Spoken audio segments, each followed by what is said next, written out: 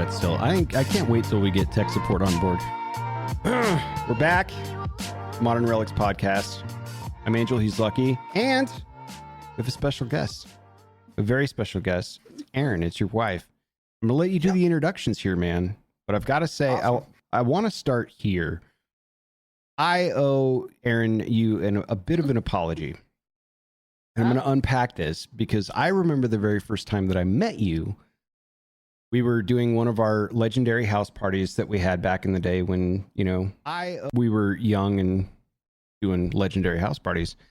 And I came around the corner and there you were. You had a mill of friends around you or whatever. And you had this beaming smile. It was like the happiest person I'd ever seen in my whole life. And I'd never seen you before. And you were like, hi. That was the very first thing you said. And I was like, hi. But the look was like, it was the first time you'd ever seen people before. You were like so excited to just fucking be there. It was the crazy. I was like, that's some dope energy. That's the one thing that resonated.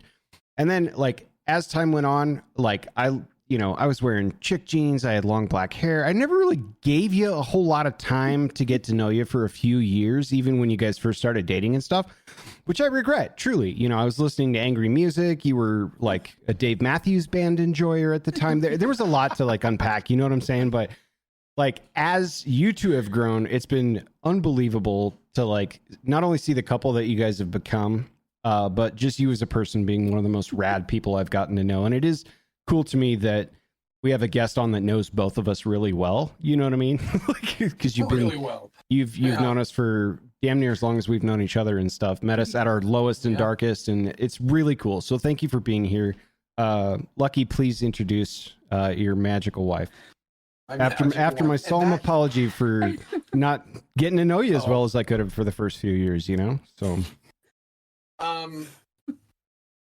apology accepted. Yeah, and we won't. No past transgressions on the Dave Matthews part, right? We've all been in places, so it's okay. Yeah, right.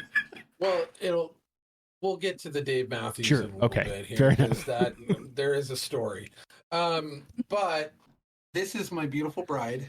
Her name is Erin, and we, as of next month, almost exactly a month from now, a couple of days. We have been married for 19 years. Wow. And we've been together for about 21. Yeah. In there. Like, I feel old. I feel old. You make me look old, though, like in comparison. So, like, you're doing pretty good. Don't worry. Yeah, I mean, your guys' age group is a shade above mine. We're not that far apart in age. Yeah. Not that we're going to call anyone's age out. That said, you look better than both of us. So yeah, there you go. Thank you. Well, I married young. She's 37, and I'm, in my late 50s. And no, but we met. We met at a house party that we were having briefly, and it was in passing and handshake and good to meet you. But we'd actually shared friend groups for a long time. Yeah, and. But never crossed paths, like for over a year. Like our group of friends was her group of friends, and they'd go to her house and then they'd come to our house, but we never really met. And then through a training class at a call center that we all worked at. That's right. Ended up meeting her there, and I had made some pretty hard life decisions about my dating life at the time that I needed to kind of reconcile, and she came along right during that time frame. And there's a whole like wonderful romantic kind of story built into that, but it would take half the podcast to really explain it. I'm so glad I'm your reconciliation. You are. You reconcile people real well, real good. I think there was a period of time where, like, routinely we were just running face first into brick walls in pretty much every facet of life. At some point it was just and what else do you do in that area besides snowboard or methamphetamine, right? I mean, truly, or both if you're that extreme. Yeah. But Erin, what was your take on our little crew once you kind of got immersed and started coming around more often? And it was just like, these people you're you're cool. You're cool. You're cool. I'm out. Like, how did it go for you? Talk to us. Well, actually, I was enthralled by the motley crew you guys had at your house and all your roommates. And so it was really weird how I felt at home around you guys. I mean, I'm pretty sure you let me borrow your hair straightener. Probably did. Before I got my own. So that's true.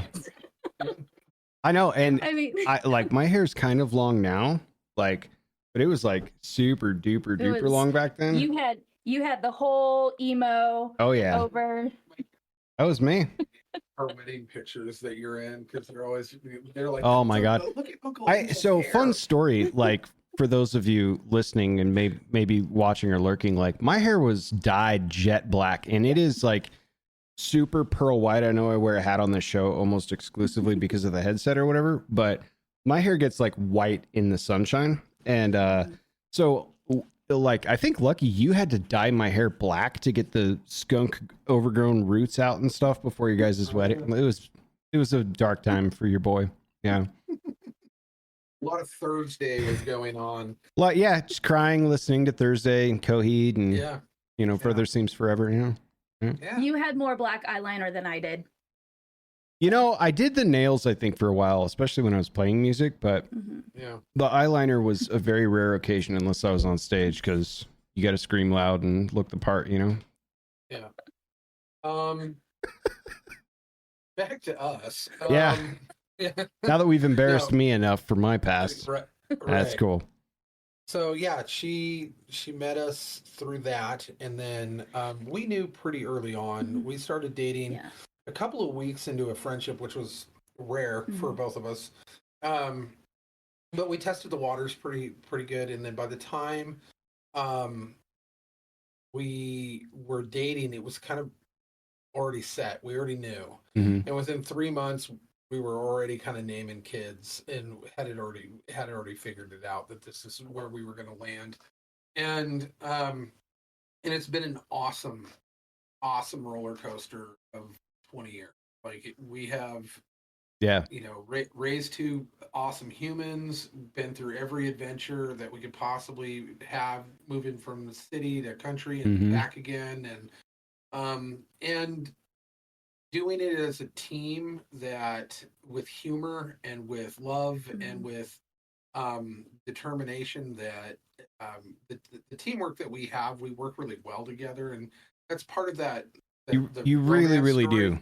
Yeah, we balance really do. Each other out very well, and everywhere that I lack, she fills, and all of the things that she lacks, I can kind of navigate and talk her through, because of communication stuff. So but we're really good as far as working as a unit, because there's just things that I'm just not good at, and she fills those gaps. And perfect, and vice versa. So yeah. Yep. So like you guys are back in Idaho. You've gone through this whole back and forth stuff. It's Valentine's Day tomorrow. You've been together for quite a while. What is the best part about being married for you, Erin? For people that are like, that people are just like, I'm one of them. I'm kind of a marriage dodger, as it were. It just hasn't worked out for various reasons, but clearly, like, something's working right. What's the best part about being married for you? Having someone to bounce ideas off who is probably going to judge you hard but still love you afterwards. He talks me off the ledge. Like he calms my crazy and vice versa. Yeah. And really, I thank God every day that I don't have to do any type of dating this day and age. Oh my God, right? Like, I have a single friend. It's funny you bring that up, that is like, did the apps and all this stuff, and it's like, it's bad. It's so bad. Really and bad. One of the hustles down in my neck of the woods is it's all like escorts, call girls, that kind of thing, and they're just on regular dating sites, like, oh, I'd love to connect with you, whatever, blah blah blah, I'm at work today, this, that, the other thing. And then when they finally get around to being like, oh yeah, let's grab a cup of coffee tomorrow, that'll be $200. And then you're like, what was work all about? You know what I'm saying? Like, that's a true story. And it was like, I could watch him just being like, oh, that's what this is. No, I don't want to meet you for coffee. You know what I mean? And like, but just the dating pool today, if you have to start with what's your name, where you're from, what are you into, were you born a biological female? Like these are real these are real questions in today's dating pool that like my friends are actively talking about. So I hear you. That's not bad. But we consistently see like all the guys at the single guys and girls at the tattoo shops going through kind of Tinder life. Yeah. And going through all of the different dating apps. It's bananas. It's insane. Yeah. It's insane. And there's no way I would ever, just on that alone, if we weren't so compatible and we were at each other's throats all the time, that alone would keep us from splitting. Absolutely. I was going to say the same thing. Yeah. Yeah. Because it is a nightmare. Remember that old show Scared Straight? You guys remember that? Where they like send kids to the military camps and shit? Be like scared married, like we got to work this out. Have you seen the dating pool? I can't go outside. It's true. Yeah. But so go ahead. Very successful thus far. I mean, I had plenty of time to screw this up, so I'm not, but it has definitely been successful. And one of the things that I like to tell a lot of young guys who are recently married, they're stuck in my chair and I have their complete attention because I'm going their arm. Right. And they can't get away. And I'm like, you're getting unsolicited advice. That's how this is going to work. And I'll look at them and I'll be like, look, besides protection and provision and being able to be leaned on in that capacity, one of the things that is required of you is setting the tone of your household. Yeah. So, and that includes humor. Like you need to make sure that your family's laughing if you've got kids, like if they have kids, like make sure that there's laughter in your house. That's your job. But with her, I make a point to at least once a day, make her laugh so hard she's going to pee. And it's easy to do these days. But yeah, because it's healing on top of the fact that it sets a tone. Yeah. And it's communication in a way that isn't verbal for the most part, right?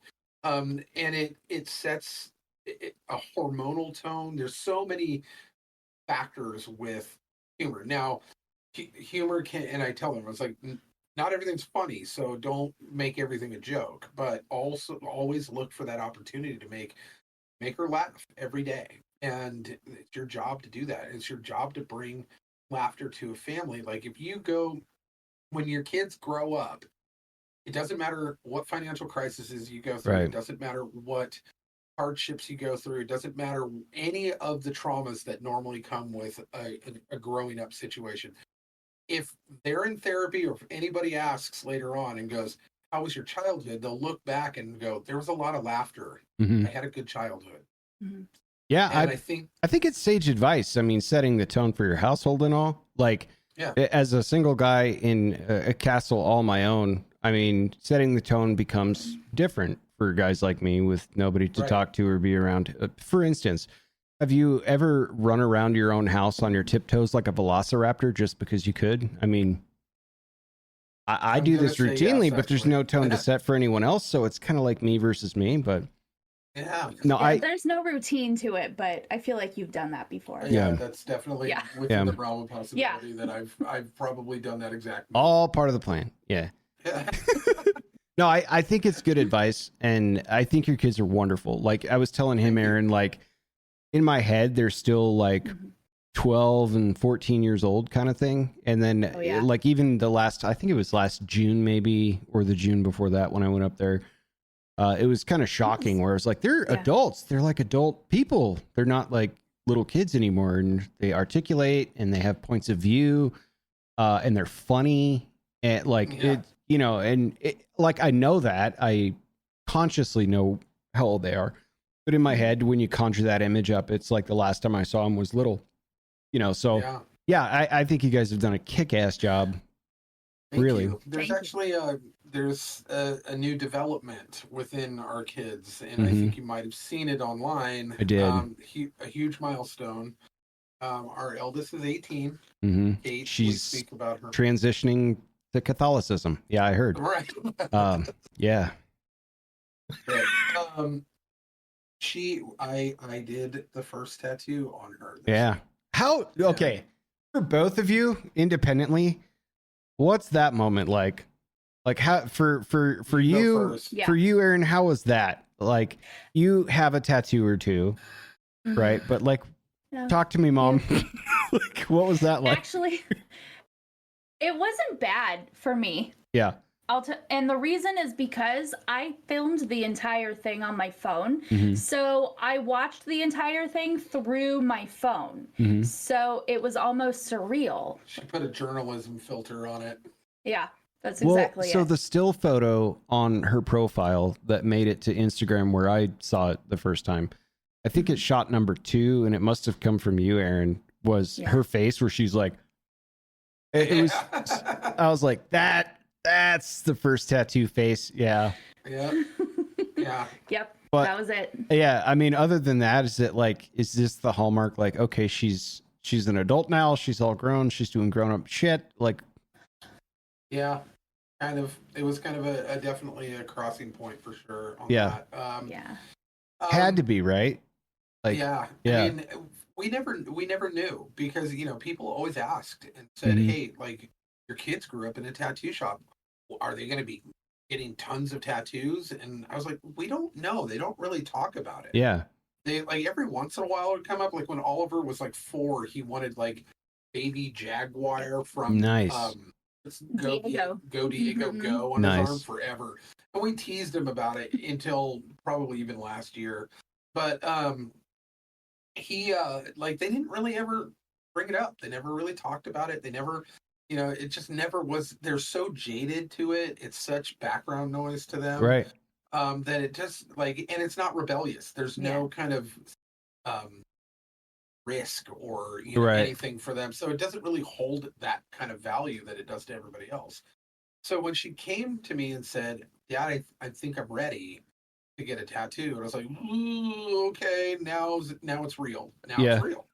Right. And because for years I never even thought that I'd be able to do it. Yeah. Yeah. I was like, I don't know if I'm going to be able to put my kids through the pain that I put everyone else through. And that went out the window real fast when they became teenagers, Yeah, I was like, oh no, you Yeah, I guys was gonna gotta say come he now. laughs when he tattoos me. So Yeah, and so after the grief of them being teenagers and going, oh no, yeah, this is my way of getting back at you. Yeah. Right. But it was still really like I had to kind of keep my emotions in check on it because I was like, I'm gonna cry, and this is really crazy and special because on top of everything else, on top of all of the other emotions, the girl took her first steps on Halloween Day in a bumblebee costume with a snotty, crusty nose, 15 feet away from where she was getting tattooed for the first time. So like there's just all of these things like rolling together for this kind of emotional moment. But so Dad's crying doing the work and she's hanging in there like yeah. I was choking back, and then I get concentrating because I'm like, I can't screw up a tattoo on my daughter, like so luckily there were no straight lines. Yeah, it was a Shel Silverstein. Yeah, and that was another thing. Like the thing that she chose was so amazing and sentimental, and I knew that they would. Like there isn't going to be a tattoo on her body for a while, probably that isn't a literary reference to Anne of Green Gables or Pride and Prejudice or Little Women. Yeah. So, but this one was from Shel Silverstein's The Giving Tree, and it was basically to say, for her to kind of express a gratitude and to show selflessness and to show self-sacrifice for others without expectation of reward. Yeah. And to me, that really just was a perfect summary of who she is as a person and her heart And I was like, yeah, I couldn't think of a better tattoo to get for your first one. And so we did the stump with, and the tree was happy underneath it with a little carving on it and stuff like that. So And is that the completed picture, or is she gonna like color into it or any of that stuff, or that's what it is? Straight out of the book. Yeah. So like it just looks the way it did in the book. And man, it was rough because because Shel Silverstein's art style is all like with pen marks and scratchy and etchy. Right. So I had to replicate that when my whole thought process is to straighten everything out and clean everything, make everything smooth and clean. And I'm like, nope, got to make this one lumpy and curvy, And so like Calvin and Hobbes comics where it's just blotchy shit in the background to make up the grass and stuff. Yeah. And it won't look like that unless you replicate the errors within the stylized version. So you have to do it like that. But it looks exactly like the picture from the. But it was kind of a momentous, hallmark moment for parents, I'd imagine. Yeah. So not for most parents, but in our lives, it is. In our lives, it's a big moment. Yeah. Yeah. For sure. So I want to talk, Erin, about like you're doing all the stuff. You're at the shop. You've got kids and stuff. They've got sports and, there's softball on one side, there's hockey on the other side, there's tattoo stuff, there's home life stuff. You're also... There isn't a human, more of a human dynamo on the planet than my wife. You got to walk us... It's very hard not to brag about. You got to unpack this because you publish stuff. I subscribe at least to one of your newsletters for sure. You're heavily involved in community politics. I also understand you do. Well, I know you do canning and stuff like that, which is a delicious pastime for me because you sent me home with some jam last time I was up there. But you're also, is it soap you're selling? What are you doing? Yeah, so I started making soap. All right. Okay, so let me back up. You have the floor. Yeah. So, stay-at-home mom, homeschooling kids because of COVID. Sure. Took them out of school and started homeschooling them there. And then I also, after a while, started canning. I do soap making. I now work 3 days at the shop and manage the tattoo shop and the guys, all the artists there. And then what I do in my spare time, besides sports with the kids, is... I am kind of like a government watchdog, so I watch local and state government meetings because as we have learned through COVID, that's who is the powerhouse in our community. Those are the people who actually make the rules for the mandates, for the lockdowns that are affecting our daily lives. And so during COVID, I didn't know who to fight. I needed to fight someone because they were affecting my kids. They were affecting our business and our only source of income. I didn't know who to fight. So I started going to meetings and started learning a lot about all of the city councils and the county commissioners. And I didn't know what to do with this information. So I started a newsletter, an email.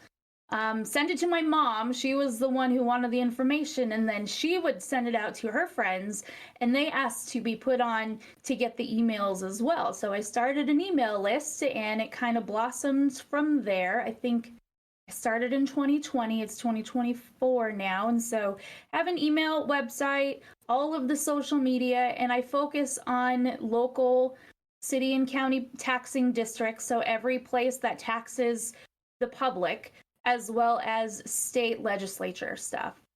So I watch it all. The desire to, and I would love for you to give a little messaging, not just to other moms out there, but just other people that have free time and are interested in getting plugged in on how they should start. But what was truly the catalyst for you getting, like, we can all tabletop say, okay, there's a national political scale, and then the local politics is really what impacts you, your community, your, where you live, all the, local taxes, food laws, all this stuff. But like, what was it for you that kind of really tipped your interest into like really sinking your teeth into this? Because you've gone everywhere from the state capitol to helping with campaign management at times to like, so what was it that really sparked the little ember that turned into a fire for getting that plugged in? And also, how can could other probably people answer get that. into that? Easy.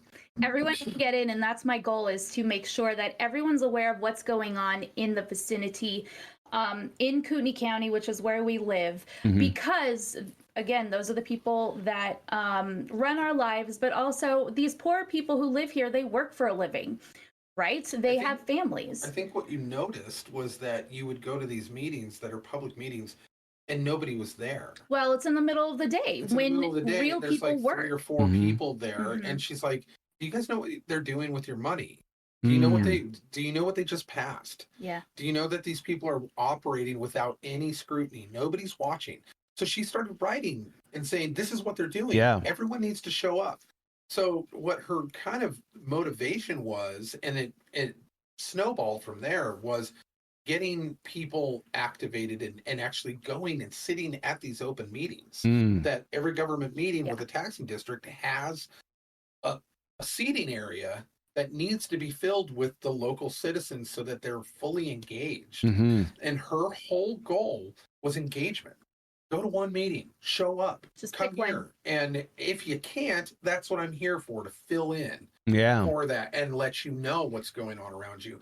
And it's worked wonders in the area. And sort of now the vast majority of the taxing district meetings in the area have no less than 15 people, if not completely full rooms, depending on the hot topic of the situation. But school board meetings, even like abstract county commissioner meetings, stuff like that. She's getting people actively involved. So she has for the last 3 or 4 years. Yeah, what started it was the mask mandates. Yeah. Not even the lockdown. The lockdown, we were like, oh, well, I guess, whatever. Coming from a tattoo background, both of us knew that their biocontainment procedures were not nothing. Their protocols were bunk. They were ridiculous. They were so stupid. We take, bloodborne pathogen, cross-contamination, viral control every year. So it was amazing to me that tattooers even bought any of this stuff. Yeah. Wash your hands so much that you now have removed every bit of the bacteria that actually fights viruses. But it wasn't even Stuff like that. Not even the lockdowns. It was the mask mandates. It was people were trying to force us into masks, and I didn't know who those people were. I didn't even know where they met. Yeah. So we went to a protest out in the DMV parking lot. We didn't know why. We just that was where the protest was. Turns out the public health district was meeting at our county commissioner's offices in their meeting room because it was bigger. And I didn't know that. I didn't know who these people were inside the room. I didn't know where we were other than at the DMV building. So that's what really pushed me into figuring out who these people were, the ones making the decisions that affected our lives. And that from there, I started going to city council meetings because they were trying to mandate masks too. And that's where it really started. And the health department, the health board, the Panhandle Health Board, started going to meetings there. She had basically self-taught on kind of how to read medical journals and medical coding and lab reports, and were like even cross referencing them with European ones to see if they were matching up, and historical ones. And she made a binder. She would go down to the Panhandle Health meeting and kind of school their whole board. And then they stopped. They locked the doors and stopped letting public comment happen. Yeah. And they in Idaho. And it was they were extremely threatened by that. And because there was so much pushback that they were like, we need to control the narrative, and these people seem to know more than we do. And so what ends up happening is they just lock the doors and won't let anyone in the building. And so we're like, cool, then we're going to have barbecues on your front lawn until you open the doors. Those meetings are required to be available to attend as a constituent, no? Absolutely. Well, actually, I mean, some of them are probably not, but up until that time, it just said the meetings had to be open to the public. It did not say in Idaho statute that meetings had to be open to the public to be physically in the room. Yeah. So everyone started live streaming those meetings, and they went, see, here you go. It's open to the public. when in reality it was just a closed room and they had a video camera on them. Yeah. And when people So- would ask questions, you could just minimize chat and just go about your day. Basically. I see. Yeah. Yeah. And so we decided, if you're not going to let us in the building, we're going to hold barbecues on your front lawn of the public health building. Right. And we did. We brought a barbecue down. We bought tables and a bunch of burgers and hot dogs and had tons of people show up.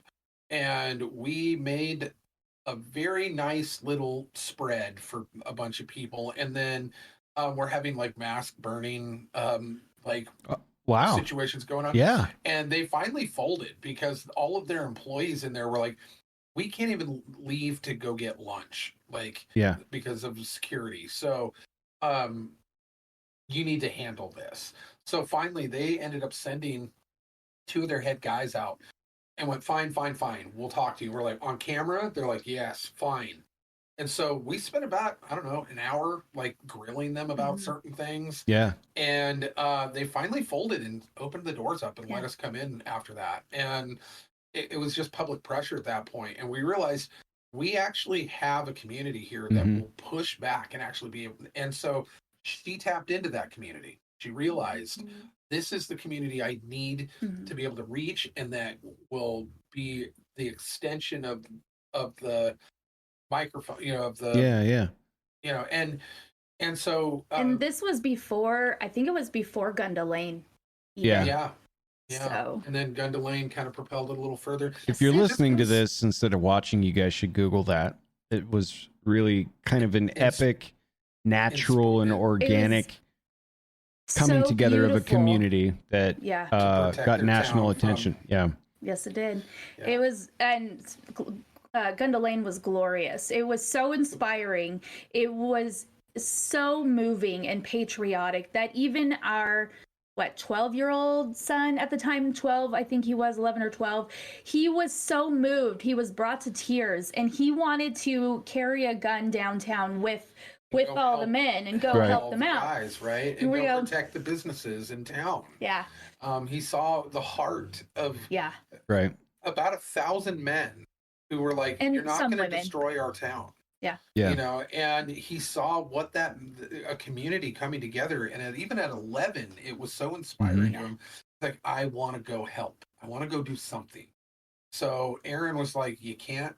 You're too young to be walking around with a gun downtown. Yeah. Right. So, but To what wait we to can turn that do- dial up to 18 before we recommunicate. Yeah. But what we can do is we can load the wagon full of a bunch of water, because it was hot, and walk around and hand water out to not only the protector guys, but also the protesters, and hand them water too. Because they have a First Amendment right to protest. They're as long as they're not throwing bricks, bottles, or lighting anything on fire. Well, so there is a difference between protesting and looting. Right on the nose. Yes. I digress. But as long as they're doing their First Amendment right, they've got every right to do that. And so we fully supported their right to do that, and actually gave them water too, and he was just happy to be a part of it, and happy to be kind of displaying Second Amendment rights, First Amendment rights, and being a part of the community that was wanted to protect its neighbors, and it was pretty cool for him at that age to actually get to participate. Yeah, it's a blessing when you move into an area like I recently did that actually has a sense of community. Yeah. Like just how reassuring that is, even, knowing people that look you in the eye, they'll come talk to you. So it's cool that he's at least sensitive enough to understand that and the application of what that means to a greater community as a whole, which is great. So going back to the masks, so from a perspective more so of concerned citizen and like this cabal that's happening in broad daylight that nobody goes to because we're all at work, like people should know that their money's being spent. So why do you still do it? What is it like now? It's a roaring fire, and this is people rely on you, sure, with the writing and the publishing of the content that you have on the newsletters and so forth. But what else? Because you got super involved into the point where there's some campaign help and different. So talk to me a little bit about where that grew from from that moment forward to where we're at today, and why you're still at it? Well, just going to the meetings meant that I had a lot of information and knowledge about all of these taxing districts. So people started to come to me asking questions. People who were running for city council or for fire districts or school board, they would come to me because I had the historical knowledge of what had been happening in those board meetings for, at this point, 4 years now. We're up to 4 years. And so that kind of grew. I also saw, going to these meetings, that Kootenai County and Idaho is not as red as people think. It is not as conservative as people think, especially the city of Coeur d'Alene. It's more of a purple, and people didn't know that. And I think that kind of got uncovered and discovered during this time frame where we realized that for the last 25 years nobody was really paying attention, but now when we're like, oh, wait a minute, you don't have a D behind your name because of the fact that you realize that in the state of Idaho you can't get elected with a D behind your name, so you just run as an R and vote like a D. And it apparently it in is so many ways. You vote like a D in so many ways. But what ends up happening is you're completely flooded with fake Republicans, or and it's you're all of a sudden sussing them out. You're looking at their voting records, you're looking at their spending bills, you're looking at all these things, and you're like, wait a minute, you're nowhere near what you claim to be. You completely lied on your campaign. You completely lied to the public. This is not proper representation. And that snowballs too, where you're all of a sudden uncovering all of these other things that are all connected, like that Charlie Day, meme of him with all the strings in the background. And you're like, you feel like that guy all the time because you're like, oh, you know who they're connected to? They're connected to this guy. You know who they're married to? They're married to them. They own all this property. They do, and you realize that this has been going on a long time in the area. And she has been at the helm of all of the FOIA requests and all of these different things that she's been doing that has actually uncovered a lot of this and really made a bad day for all of those fake politicians, because they were working in darkness. They loved it, and there's a light being shined on it, and they're frothing at the mouth. They're seethingly mad that all of their plans, which I mean, we could loosely kind of encapsulate into kind of a 2030 plan, are all being exposed. And so they're screeching like demons right now and hating on anybody who's shining the light, because of the fact that we're like, wait a minute, you don't get to just pull the strings on an entire community without us saying how we feel about it. And she's been one of the loudest voices.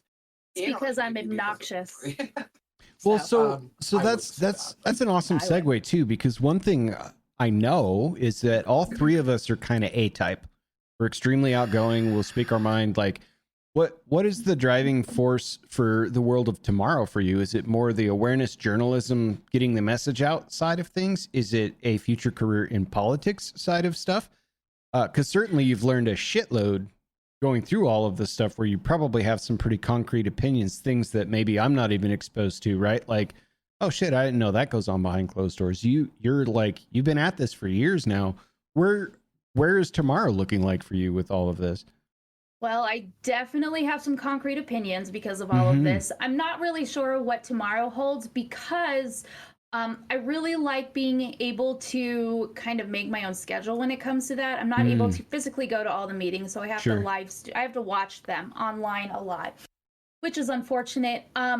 Watching the Idaho State Legislature and the committee meetings has made me realize I probably couldn't do politics because I cannot keep a straight face. Right. So when someone has a different opinion than mine, maybe someone has an extremely different opinion than mine, I don't know if I could keep a straight face while they yell at me during public comment or during testimonies. So I don't think that's in my cards. Yeah, I don't play poker. I think it's beyond poker face a little bit too. Like it's a learned skill. I'll tell you that, because in my line of work, I have to do it a lot. You certainly do. The interesting thing is not for me is not taking that home with me after work, where I'm like, whew, you know. And the other side is I'm not spiteful enough to dig back in this keyboard warrior culture of politics that is pretty much at the local level all the way up to the national level about how people just lash out at you. And so it's like, I don't think you're necessarily wired that way either, but that doesn't mean you can't be in politics. It's just a matter of the right place, right time. But I was curious if that was something that like drew you, or is it more like, hey, I want to keep everyone in the know of what's going on and influence where I can, kind of in a Uber support role type of thing?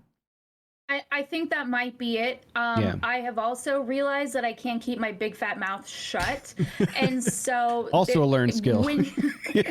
When you're an elected official, there are certain things that you are not allowed to say in public. There are certain things that you have to meet about. And there are certain things you legally cannot talk about until a certain time. Mm-hmm. So I would probably get myself in trouble.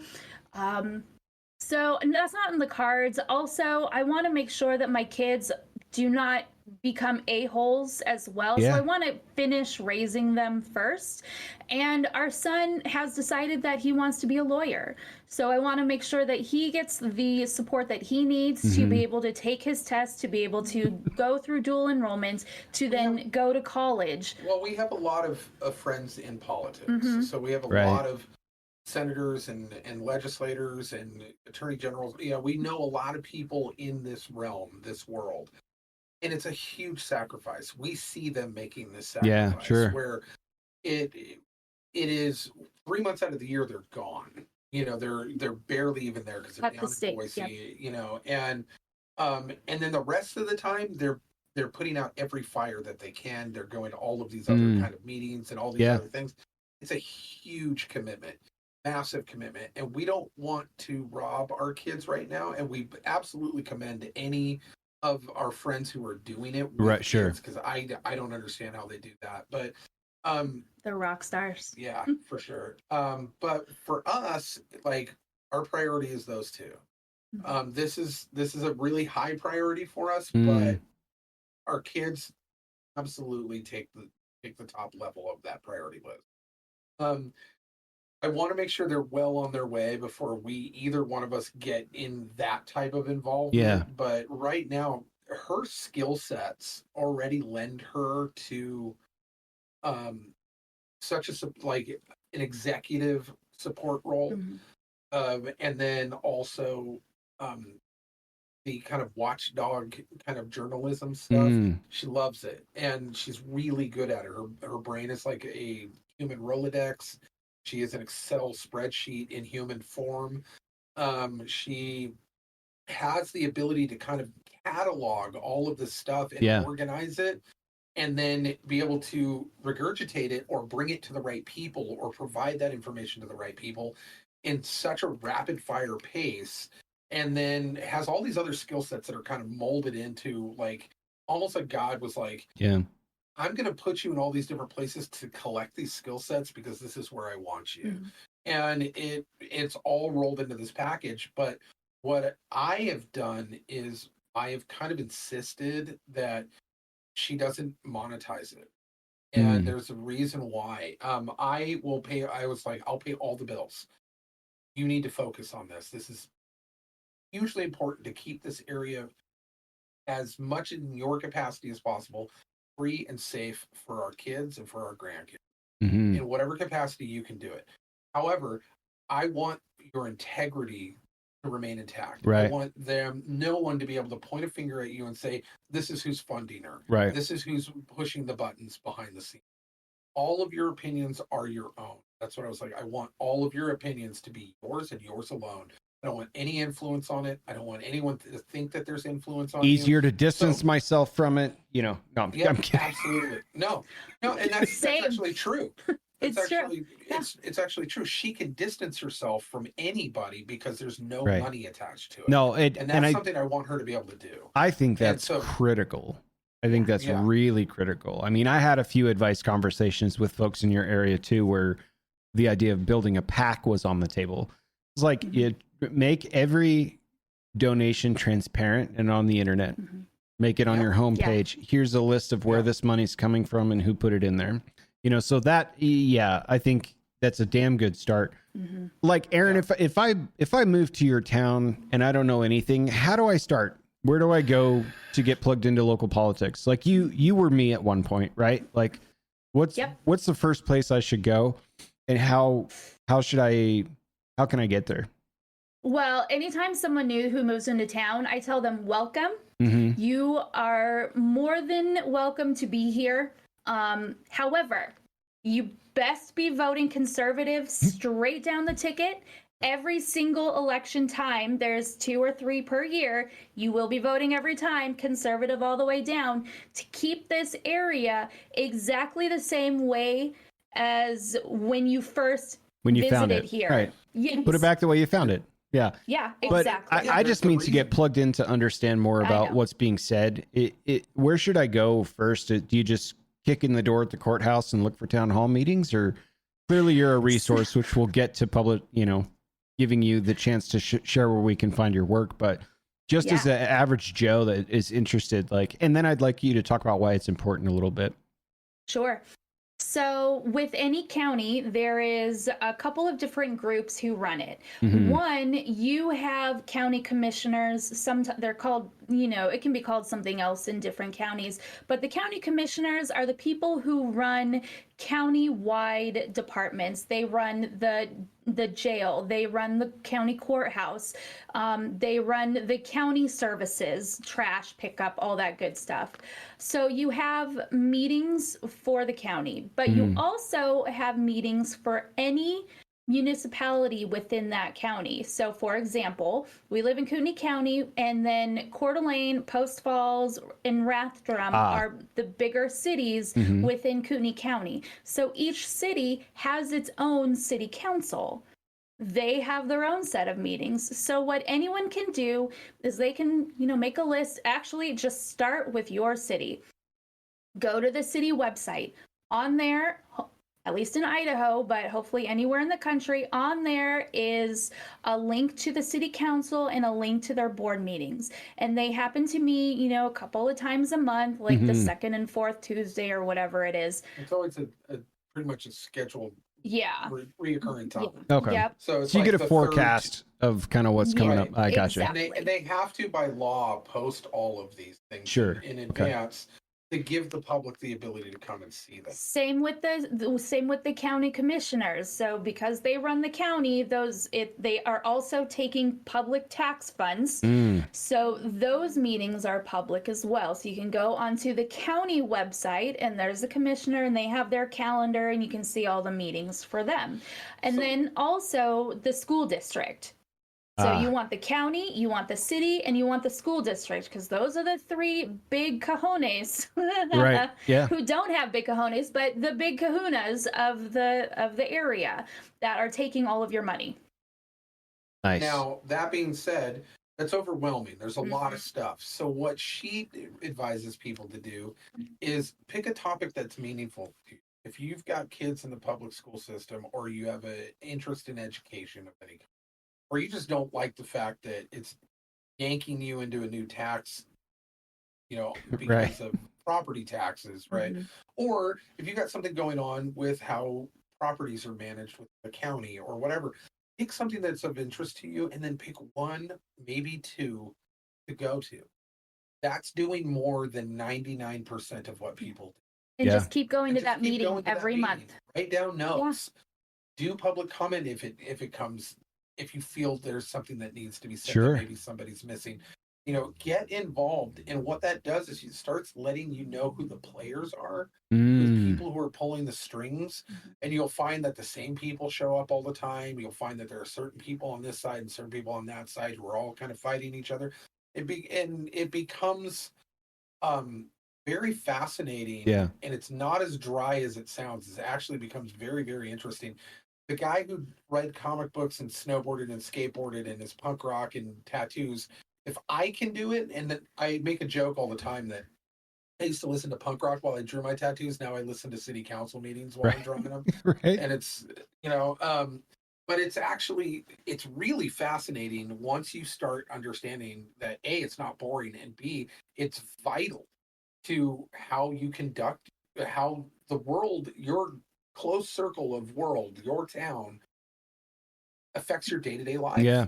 And they're gonna pull any shenanigans that they can get away with, and it's up to us to keep those checks and balances on our public servants, not our politicians, our public servants. Right. And that needs to be like constantly reiterated to them, because they seem to forget every day. And so they need to understand the role that they've chosen to take on, that they have asked to be a part of. Right, sure. And to go, you've asked to be a part of this. We voted you in to be our voice. Not that's a good point. And hold a scepter and go, I've decided now I'm going to make some rules. Well, what are some things, Erin, that you've seen that, you're hyped on a candidate, maybe they earned your vote, and then you go to one of these meetings and they're happily voting the other way, or they're trying to slide some stuff under the radar? Like, how does one react? Do you mostly capture and just immediately blast that out to public information to get people's awareness of it? Or do you grab the microphone and say, that's your favorite thing? Listen here. Yeah. Like, how does that work? And have you seen that before? So what I do is when I go to meetings, I actually live Telegram it. So I use Telegram for all of my live stuff. And the reason is because I got kicked off of Twitter. Yeah. Like the rest of the conservative world. Well, it's X now. Maybe you could check it out again. Who knows? I am. However, I know the demographics of this area. Yeah. And I know that they're not on Twitter. Basically, the liberals. Twitter's the bathroom wall of the internet, though. Let's be honest. Yeah. I mean, it's pretty juvenile. Like, it's where you go to fight and throw mud. Right. But the real actual information. The keyboard warrior. The real actual information is in other platforms such as Telegram. That's where real debate and talk actually happens. Well, it happens all over the place, but really Kootenai County is focused, just the age range alone automatically puts them on Facebook. They love their next door. They love Telegram. Some are on Signal, but I don't get onto that. And then just a few of them, mostly liberals, are on Twitter or X. So in order to reach the most and TikTok too. So in order to reach the most amount of constituents or Kootenai County residents, I need to be most active on those platforms that they're on. Yeah, sure. Not the ones that I like, or, the ones that other people say I should be on. I need to be on the ones that will reach the most amount of people. So I'm on Facebook, Telegram, Instagram, TikTok. I am on TikTok. And well, X, but that's more, I just peruse things on X for the most part. So, when someone does something messed up, I blast it, but the key is to have everyone else share it. Yeah. I can say something and it will just hit a brick wall if other people don't get the information out as well. So just like what you were asking, how do I go to these meetings? Well, you can go to the meeting and you can gather all this information, but if you're not sharing it, what's the point of you going to the meeting? Sure. That's a great point. So it's really us working together to get the word out. I'm not the only one that does this. There are a few other people before me who started this. I just joined the crew, I guess. But COVID really amped everything up. And so we have more people awake and more people aware of what's going on and more people concerned about our county, our cities, our state, and our country. Focus used to be just on the country and the crap show that the swamp of DC really is, but no one paid attention to the local and state stuff. Right. And so COVID, thankfully, helped people understand that that's where the real fight is. But it doesn't work if people don't come together and share the information out. Got to push the algorithm. I've got $1 billion idea that I'll just give to you right here. Make sure you write it down. It's not like we're live on the internet or anything, but this is for you. If you want $1 billion idea, get together with a few app developers and create a Yelp style page where you could click on a candidate and their profile picture pops up and it's like, this is what they ran on. This is what they actually voted for. And then you could see all the inconsistencies or the green check marks across how they're behaving or whatever. And then you could put that into a rating system and just click to publish. Put that at the bottom of all your page and be like, this is what they're doing. Yeah. Here it is. Man, if I had free time. I It would be know. a cool app. Yeah, they do certain, like, there's a couple of things in Idaho that kind of do that. Yeah. Citizens Alliance that kind of Citizens does that. Alliance of Idaho.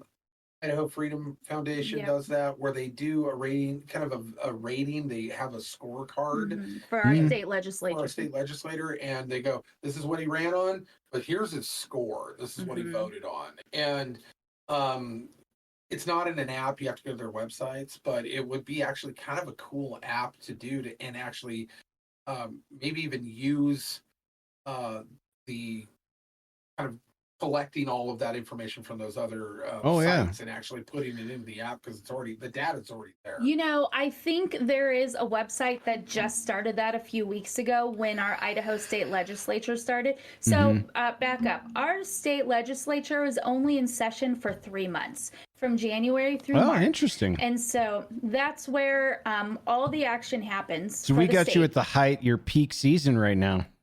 Oh man, I go to bed at 2 a.m. and wake up at 7. Yeah. It's crazy. And so we're in Pacific time, but Boise is in Mountain time. Sure. So everything starts an hour earlier.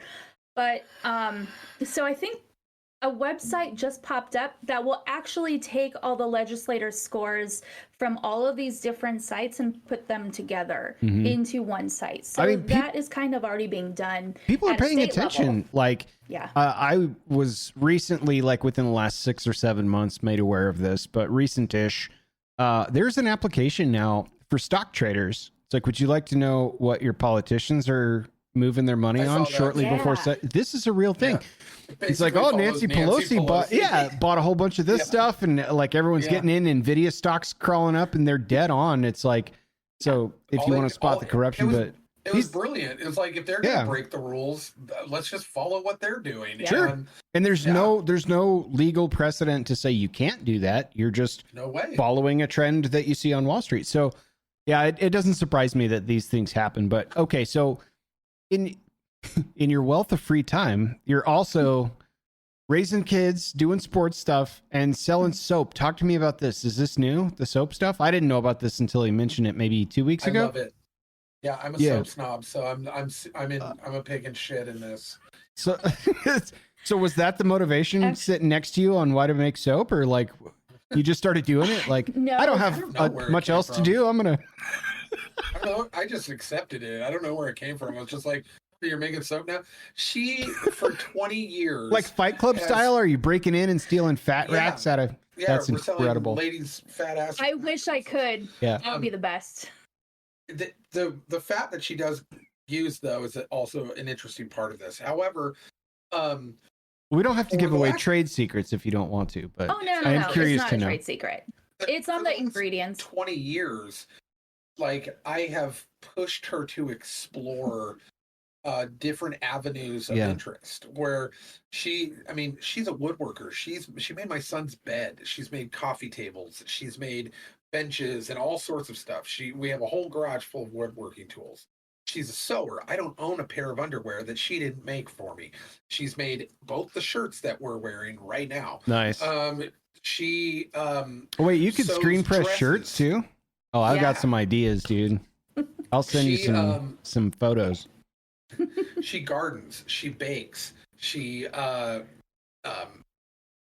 sews dresses.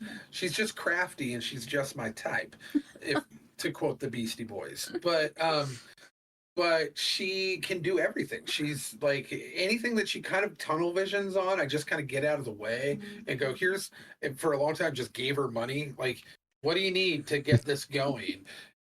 Because I always benefit from everything in the end. And then sometimes she kind of goes, and loses interest after a couple of months, and then that kind of goes away. However, this soap thing, she knocked it out of the park. She always knocks it out of the park, but she knocked this soap thing out of the park immediately. Yeah, talk to me about this. Like, what Why soap? Where did it come from? Like you just flew out of bed one morning and was like, damn it, I need to make soap. It's kind of embarrassing. So I was scrolling on TikTok one day, came upon this lady who makes her own soap. Now I'm mad. She lives in Ireland and she has the softest, most hippie voice. Like, hey, you can be a soap friend too. You know, that kind of like a Bob Ross type of person. Like, there are no mistakes. We give ourselves grace. And so I just started watching her videos and was hooked on it. And she actually made me feel like I could make soap myself. That's awesome. So I did. And I changed a recipe one time because it's all chemistry, right? Right.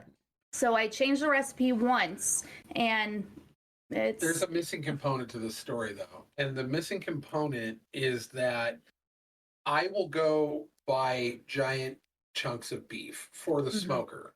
Right. And what I do is I trim off all the fat, right? And I'll butcher it all down. I'll get these big briskets or these big like tri-tips or whatever. And they come with all the fat caps on it. So I'll take them all off.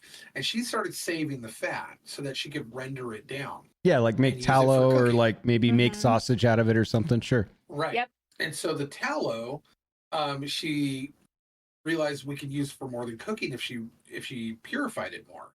And so she would render it down like 4 times. Well, to make body butter. And then she made body butter with it. And like would put like coconut oil and beef tallow and like little rose hips in there, and she would use it as a lotion. And no way. That's awesome. Yeah. It's really good for healing tattoos also because it's anti-inflammatory. Yeah. So and beef tallow is the closest, and it's totally vegan and it's vegan. I almost just want to write not vegan on it. Yeah, wow, this body butter smells like hickory and steak. You know, no, I'm sure there's a hell of a lot more that goes into it than that. But our dog loves licking it off of her. Yeah, it's like you taste like delicious meat. Right. But yeah, when you render it down 4 times, it's pure. So it's like it doesn't have a scent. It doesn't have anything like that. And she realized that we have an enormous amount of rendered fat. And what do you do with that much fat? You make soap. And so that's kind of one of the key elements as to where this came from. So we just had stupid amounts of rendered fat. You got the idea from like being inspired by a TikTok creator that was also doing the same thing and thought I could try this too. You had a lion's share of the basic ingredient for this already on hand and just started in the lab mixing roast hips and chemicals, and soap came out and like that's kind of awesome. Like, basically, honestly. Yeah. So it was this one TikTok channel. I don't even know the name of it. It's like Donegal something. I don't even know. Sure. But I just watched her videos over and over again and decided I can do it. I didn't even look at any other website.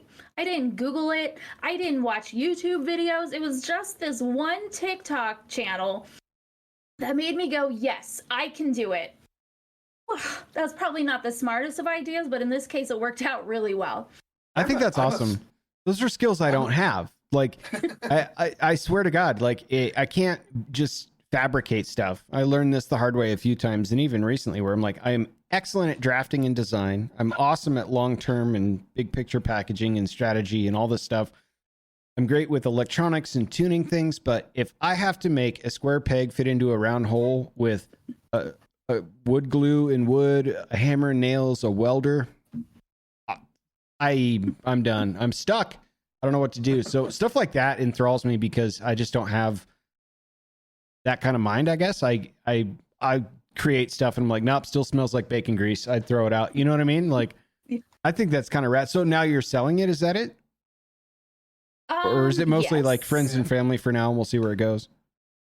Well, I started it as just an idea for Christmas gifts. Yeah. And then it kind of blossomed from there. More friends wanted to have some of it. So I'm like, hey, you give me money, like money donation, and I will give you soap. And so that's kind of what it has blossomed into.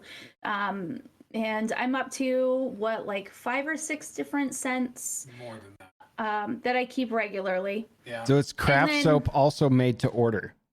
Yeah. I love it. But the problem is, though, it takes 4 to 6 weeks to cure. Right. So I have to know that in advance. Yep.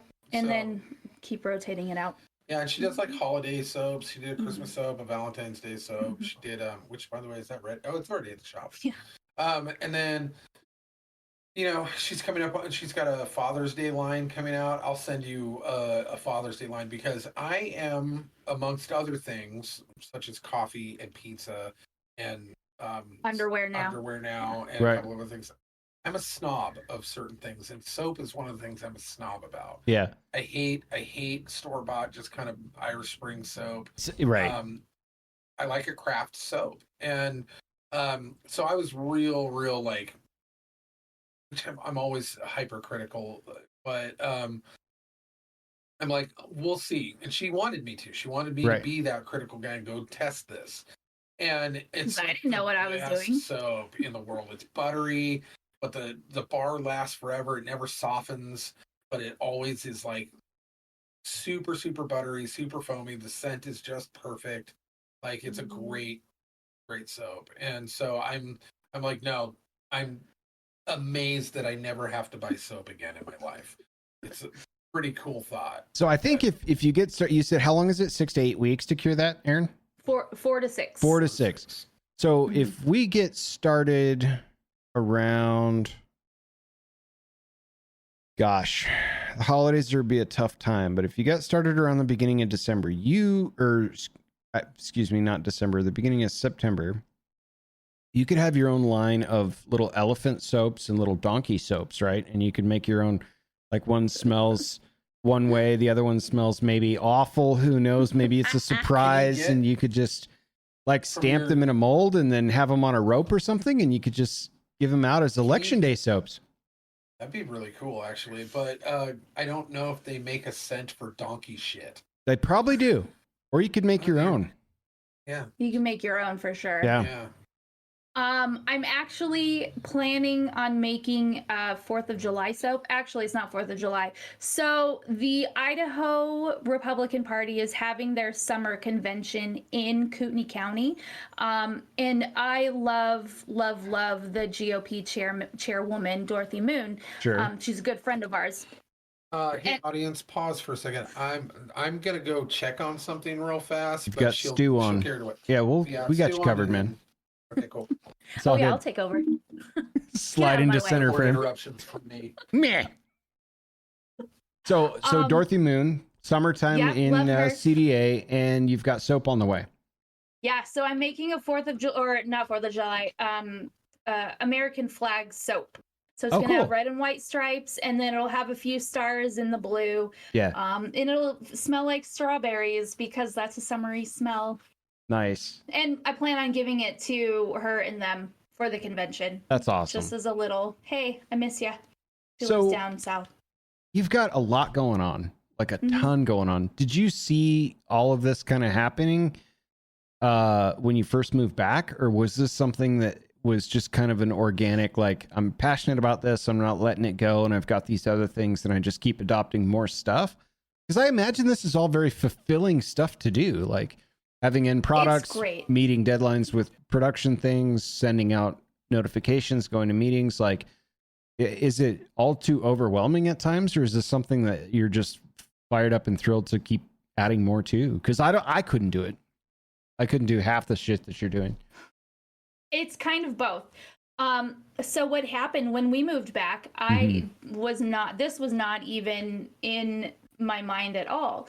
I was a stay-at-home mom. My kids were in school. They were in public school. And so I had a part-time job at Joann Fabrics because I didn't want any responsibilities.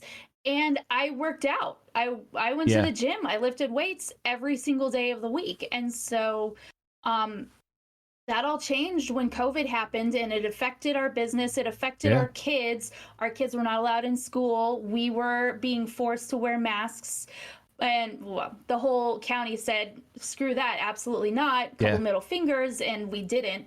But it was still, mandates, and it affected us dramatically. Our kids weathered it out. We have the most amazing, resilient kids. And as a family, we really weathered it out. But it affected us so much that my entire focus changed. Yeah. Basically, I took a right turn. My gym was closed because of the lockdowns. And so I started focusing. It wasn't because my gym was closed that I started focusing, but with all that, I started focusing on going to meetings. Mm-hmm. And then that kind of took over. And so now I'm tunnel vision on that. I need to find time to go back to the gym, but that's another story for another day. It is really rewarding, but at the same time, it is just gut-wrenching too, because it's a roller coaster. It's highs, it's lows, and you have to learn how to celebrate for a day and then get right back up on the horse. And you also have to learn how to take your punches and wallow in depression for a day and get back up on the horse too. It is overwhelming at times. I do shut down at times. Surprisingly, I'm an introvert, so I actually need time to myself to just kind of recharge. And she romanticizes. Shut up. Introvert. I am an introvert. I need to sit in like a dark, quiet room for a little bit to be able to recharge and do it all again. And sometimes it just comes out in the weirdest of ways. I might shut down for a week, but then, you can't stop. Politics doesn't stop. That's right. Evil doesn't stop. So we got to get back up on the horse and keep going. One thing that I think is interesting that I learned when I was kind of managing a team of people was introverts always have the best shit to say. They just don't often speak up in a meeting and say stuff, So like when all right, does anyone have any commentary? This is something that would routinely happen. Any comments, feedback, everyone good, questions? All right, meeting adjourned, we're cool. I'd be walking down the hall and somebody would go, hey, Angel, actually, about that thing you said, about 20 minutes in regarding this particular thing or whatever, this, that, and the other thing and something else too. And be like, this is mind-blowing shit. Like, why didn't you say something like, this is great? Yeah, of course, I'll take notes and stuff. Well, very introverted. So introverts kind of have to be called upon, John, what do you think about it? Or they have to be called to some sort of higher purpose where they're motivated to go do that stuff too. So I don't think that's outside of the realm of imagination. It's just, it was a kind of an eye-opening thing for me because I just never really thought about it that way. Cause I'm always like, I don't have stage fright. You know what I mean? Like I'll talk to thousands of people. I don't give a shit, but not everybody's wired that way too. But I think it's incredible what you're doing. It sounds like it's extremely fulfilling too. You know what I mean? Like, it's great. I've never been so excited to see the drama that happens at the state legislature. You need popcorn most of the time because it's better than I keep saying it's better than a made for TV movie. Right.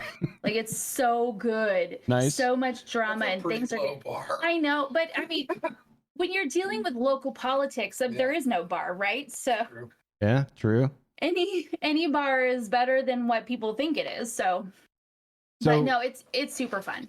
So is there a next step with your audience that you'd like to take with the stuff that you're producing? I know it's going to be community focused, right? It's mostly centered around the constituents in your area, but bigger platforms, more content that they can expect. Is there big plans or are you just really, because it's a lot for one person to keep up with. Are you really just trying to stay in lockstep with what's up, keep it out there and like as organic as it could possibly be. Yeah. I think that like trying to envision something past what she's already doing is really not in the cards right now.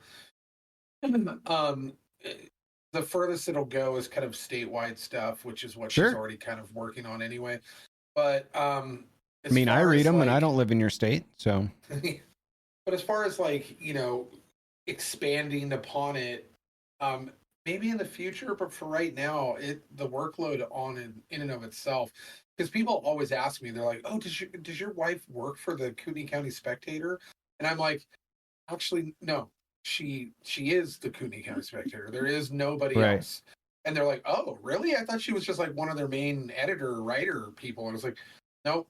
The entirety of the operation is from field my dinner reporter, table. scripting, writer, editor, publisher, Website director. design, yeah. It's like graphic designer. it's all from my dining room table. Yeah. Like Nice. this is not, and so they're like blown away by the already excessive amount of effort that's put into the operation. That's not an operation. It's one human with way too much caffeine in her, and it is, it's sometimes as right now even it's a struggle as a family because she's always got headphones in and she's always typing. She's always invested into that, and so we're like, or I at a meeting. I was going to ask about some of the sacrifices there. Like, is it there's a ridiculous lot of to do that as hard as you're doing it sometimes, or like how does? Yes. Yeah. I would say from our perspective, before you say anything, from our perspective, the kids and I, it does sometimes become tiresome, but at the same time, it's outweighed by the importance. And my kids are understanding of that, and I try to be. But it is definitely something that, because I also enjoy what she does for the most part, sometimes I get frustrated and just go, I'm done with all this nonsense. These people are all idiots, and I walk away. But then I always go, what are they doing? What are they doing? What did they say? What was that meeting about? I'm sorry, sir. You told us to get off your lawn. Yeah. But because of the importance of it, and the kids recognize that it's not, mom's not locked into a soap opera. Mom's not locked into being a Swiftie, or she's not. It's not arbitrary nonsense.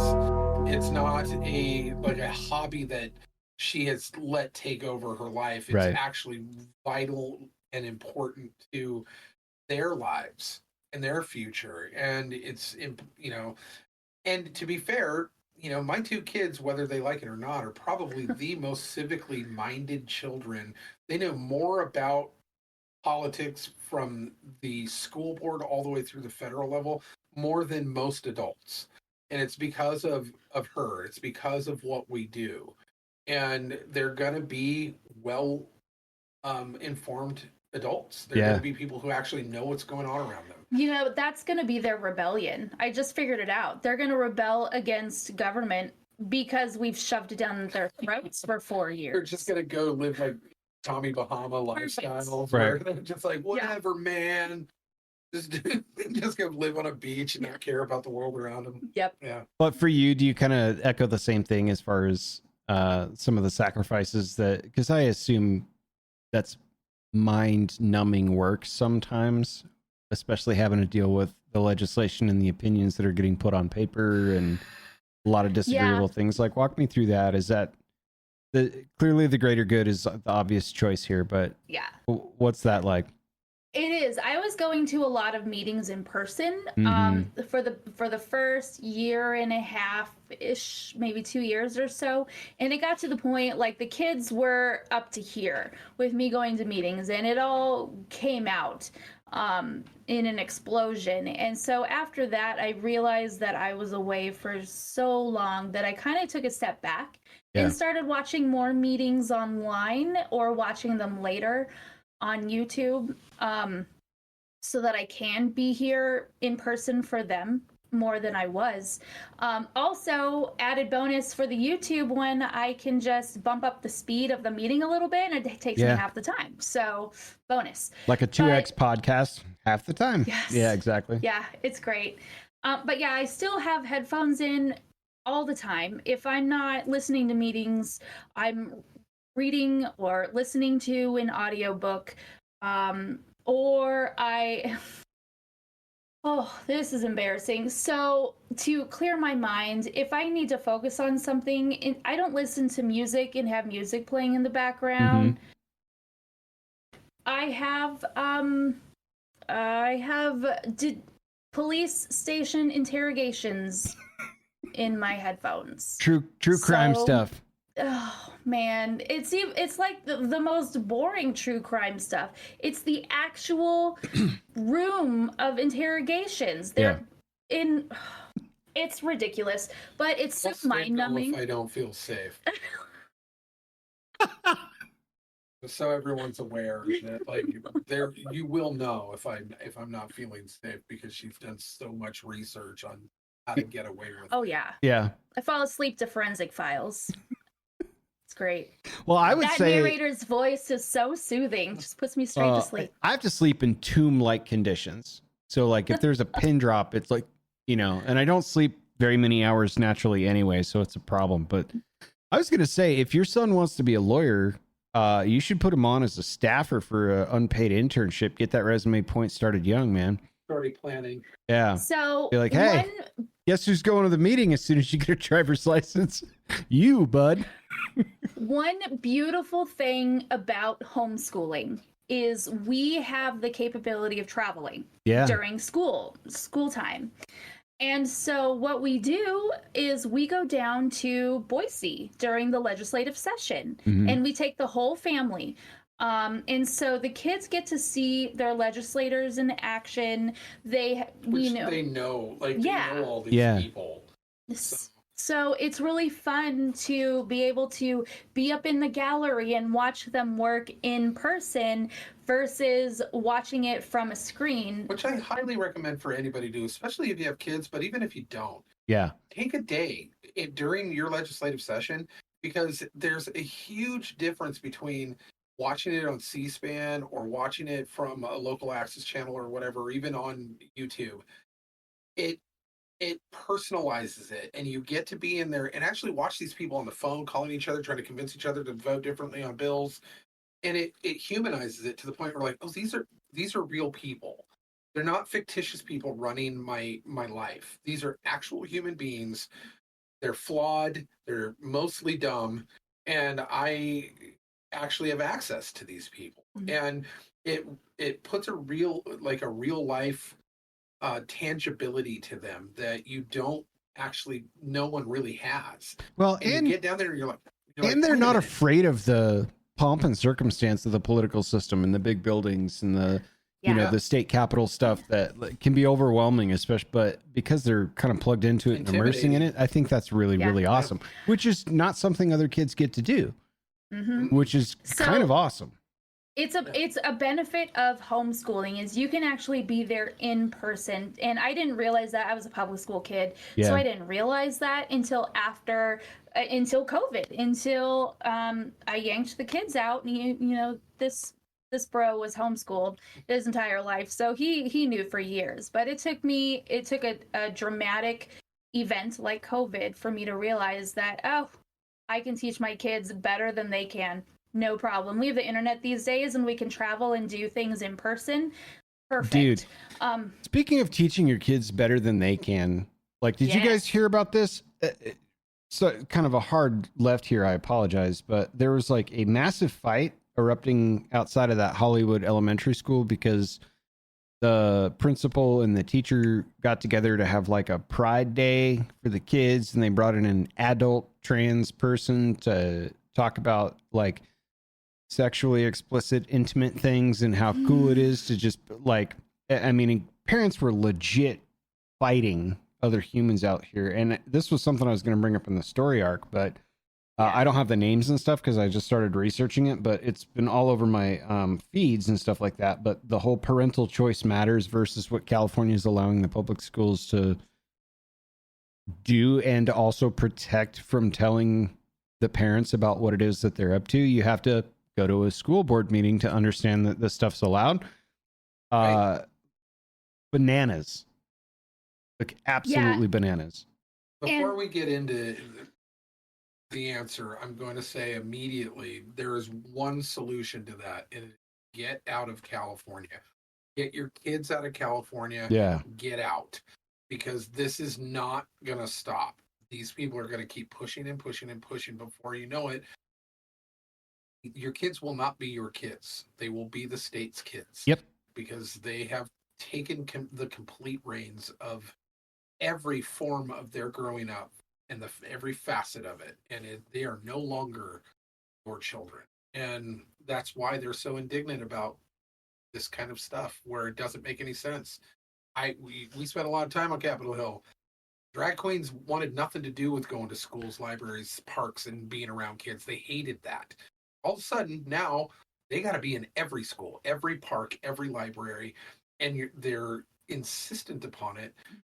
It's not of their own volition. There is something else behind pushing these people into a sex education. I'm forming a narrative on that. You know, Yeah. I think if it's societally and socially acceptable to eliminate old think and traditional thought, and you can chip away at somebody's national and subsequently personal sovereignty where nothing's off the table anymore, it allows everyone to think that the Constitution, for example, is just a piece of paper, and that old traditionalist, moral-driven thought is a thing of the past or is outdated. That literally just happened in Hawaii this week. Yep. Point in case, right? Yep. I think that's kind of what's driving. Well, we just need to desensitize tomorrow's adults into thinking that nothing's off limits and that we can prescribe to you and you're going to take it. Well, that actually just happened. Wasn't there an article I think I saw in this last week about the Constitution being digital?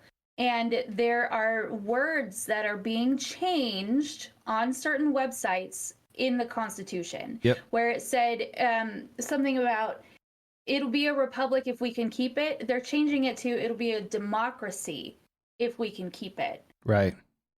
I can't remember where I saw it, but it was a news article that I saw. To change Benjamin Franklin's quote so egregiously because they're two fundamentally different ruling. Rights are not privileges that can just be doled out and taken away in the time of an emergency health crisis. The more we vote in executive powers to people that think, oh, fuck, climate change is now a emergency health crisis. There's nothing stopping that gap. Yeah. Where then except the people, totalitarianism can just basically gobble that up. But the school shit's bananas, dude. I'm like, leave the kids alone, dude.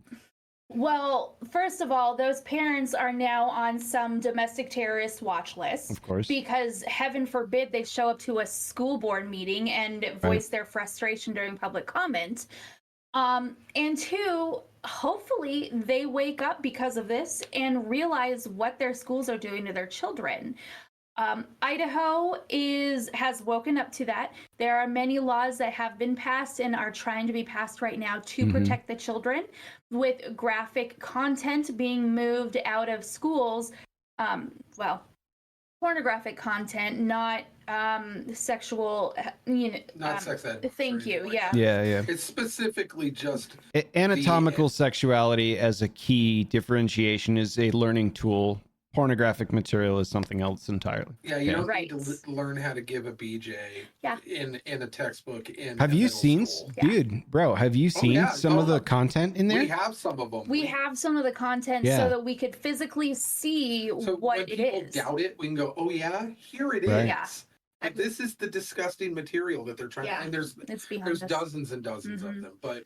And of course they're denied by everybody because there's a protection kind of aura around this kind of material. Well, that it's hateful if you're unaccepting. Burning. Well, yeah, and they'll call it book burning if you're like, we don't even want to take it out of the library. We just want to put it in a section that actually makes the parent have to say it's okay for my child to go to that section. Right. Yeah. So that way it's not just free and open out in the middle of, and because it's insane to even that we have to even argue about this. So in the state of Idaho, if you gave one of these graphic books to children, you can be arrested and charged with a crime. Good. However, in the state of Idaho, there are two exceptions to that rule, and it's school libraries and public libraries. So librarians are exempt from passing out pornography to kids. Or if that same exact book, if I was to go down to a park or anywhere else outside the library and hand that same material to a child, I would get arrested, and rightfully so. And get arrested and charged with sexual crimes of handing that material to a child. Now, why is there an exception when it comes to a teacher or a librarian? That doesn't make any sense. Oh, it does. Where does their funding come from? Yeah, taxes. State run. That's that's a whole nother ball of wax. But We have a bunch of legislation right now going through that are trying to create stopgaps for these type of situations, and Yeah. it's done by some brilliant people. We've got a like an answer to the kind of, you were saying for Pride Month stuff, right? We've got an incredible answer to that isn't offensive. That isn't saying you can't have pride, you can't have your Pride Month, whatever. But tell you what, there's something that does need to be celebrated, and we've got a bill that's being trying to be pushed through right now. It's a brilliant answer, and it's by one of our local up here senators, Ben Taves, and he wrote this up, and it's a brilliant and beautiful resolution. Resolution. Mm-hmm. So you know more about it. Why don't you tell? You don't even tell them what they're celebrating. So this resolution is to celebrate traditional families. It's to create a traditional family month. Yeah. Essentially, basically starting from Mother's Day and going through Father's Day. So the time in between is to celebrate traditional two-parent households, grandparents, mothers, fathers, the nuclear family. Mm-hmm. And so what it is like each week, there's 5 weeks, and each week celebrates like mothers and grandmothers, and then fathers and grandfathers, and then like aunts and uncles and stuff like that, and stepkids or whatever. And there's like different groups for each week that they celebrate during that time frame, and then they'll create festivals and stuff around it. Yeah. But it's a month that goes from Mother's Day to Father's Day, which makes perfect sense. And the reason so anyone can go look at this. Mm-hmm. It's on a website called tradfam.org, tradfam.org. And to kind of see what Idaho is trying to do, what Senator Ben Taves and the Freedom Caucus is trying to do, and so that they can replicate it in other states. What's beautiful, well, actually not really beautiful. What's sad about it, though, is the statistics that have been put into this resolution and how many children are sexually abused by a single parent's partner, or how many children are sexually abused by someone who lives in the household that isn't the father or the mother, for example. Step families, single parent families. There's not to denigrate any of these. Absolutely not. It's just statistically what ends up happening is it skyrockets. Yeah. These statistics skyrocket within kind of structure. And our ultimate goal is to protect the children.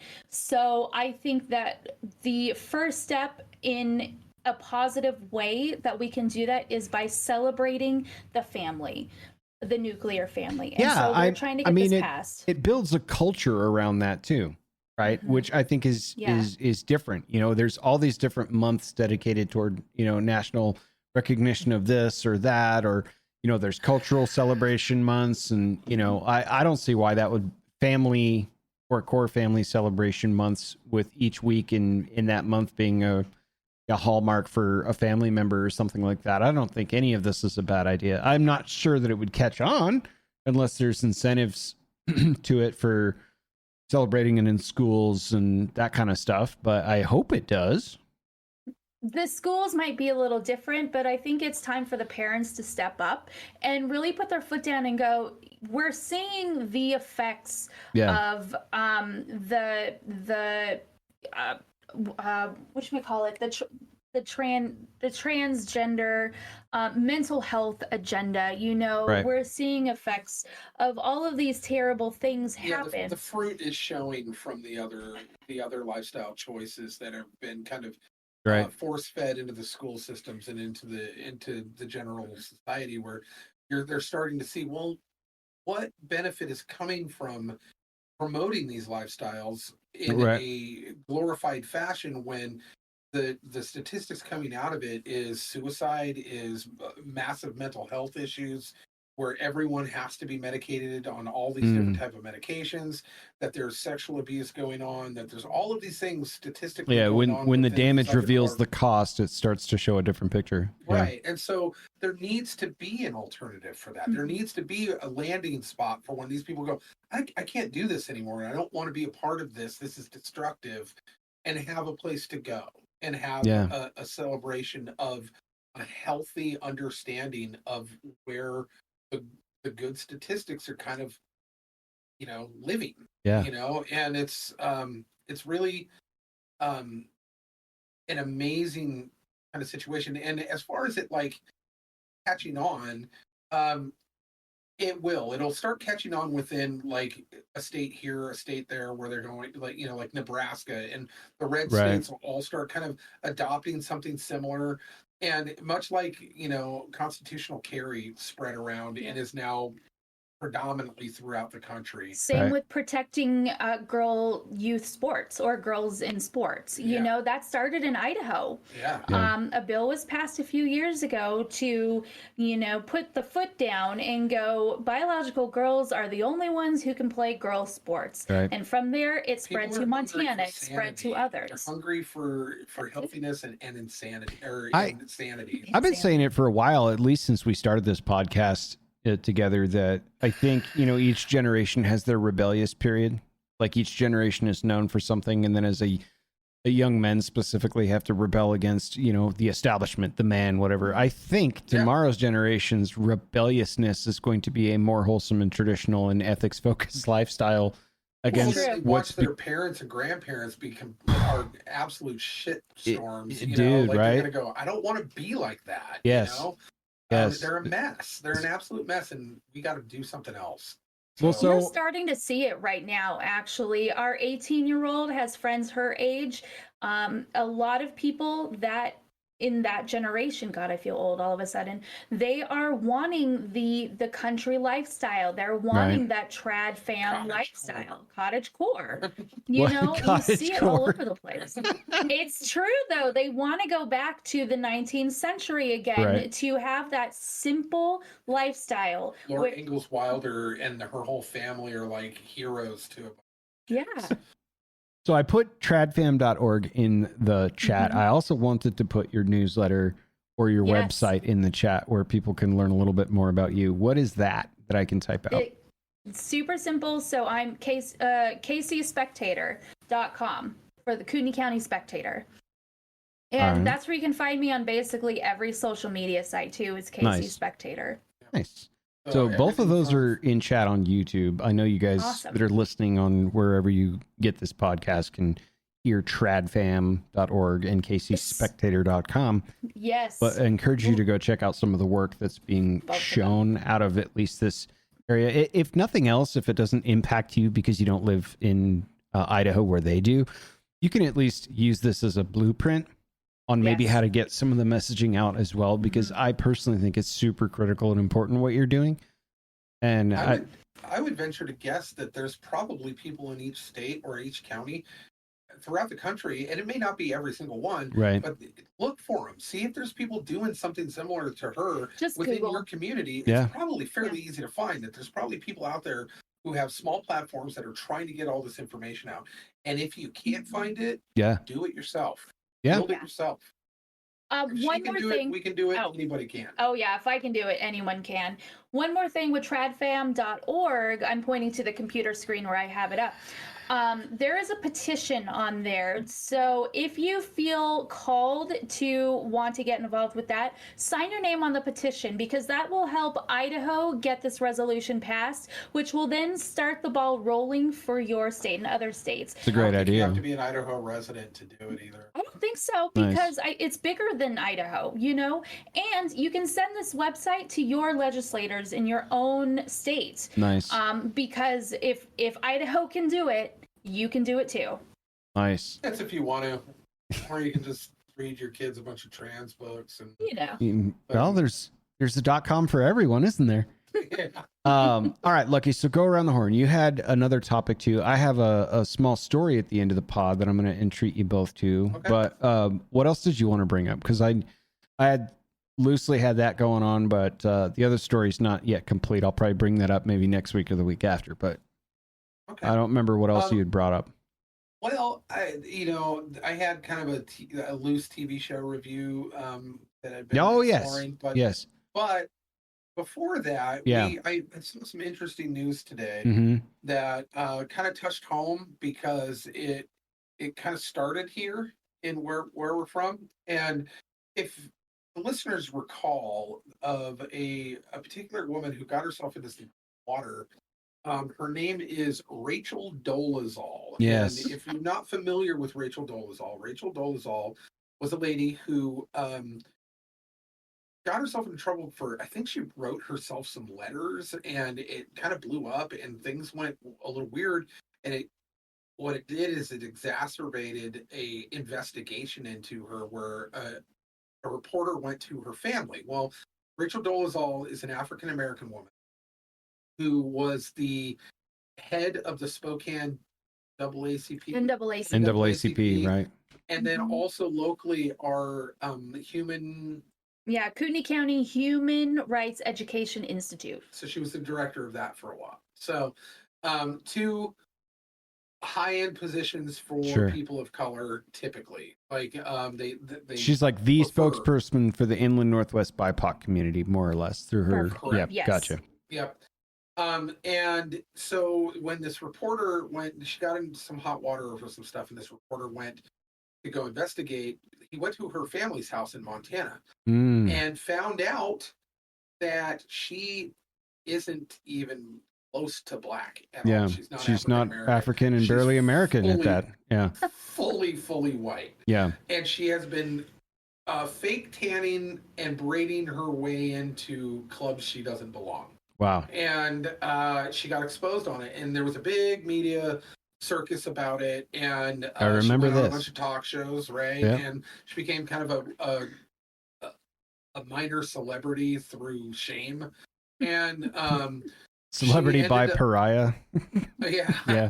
And so she kind of tried to save face for a little bit and then disappeared and kind of moved away. She got fired from both of those positions due to essentially cultural appropriation. Yeah.